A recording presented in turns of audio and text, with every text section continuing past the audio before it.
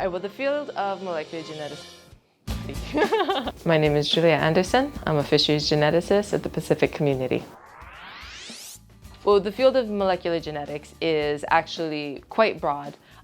It covers anything that has to do with looking at DNA, the molecule of DNA, whether it's a structure or the sequence, the information it carries, and making inferences about the organism based on that. So there's a lot of activities under that. You talk about sample collection in the field, you can talk about work in the lab, the sequencing process, and then the bioinformatics once you get the data back. So all of that falls under the umbrella of what a molecular geneticist will do.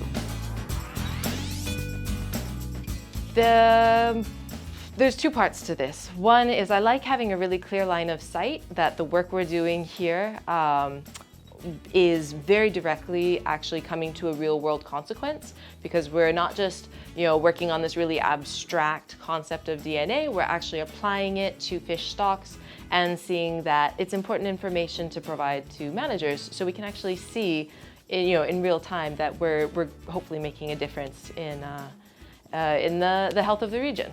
So that's very nice. And then number two is also I like the challenge that this is such a fast-moving field. There's constantly new innovations. There's a lot of cooperation within the field.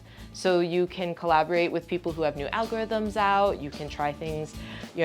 What you did a week ago, there might be an improved algorithm out there that you can apply now. So you have to just keep learning and keep open. And it's a real challenge to keep learning.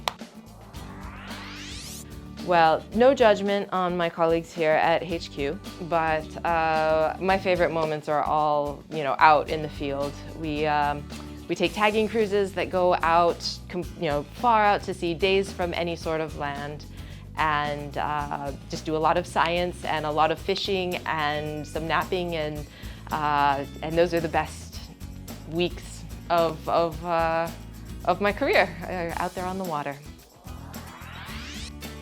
Well, I've always lived near the ocean in the Pacific, on islands in Hawaii and various South Pacific islands.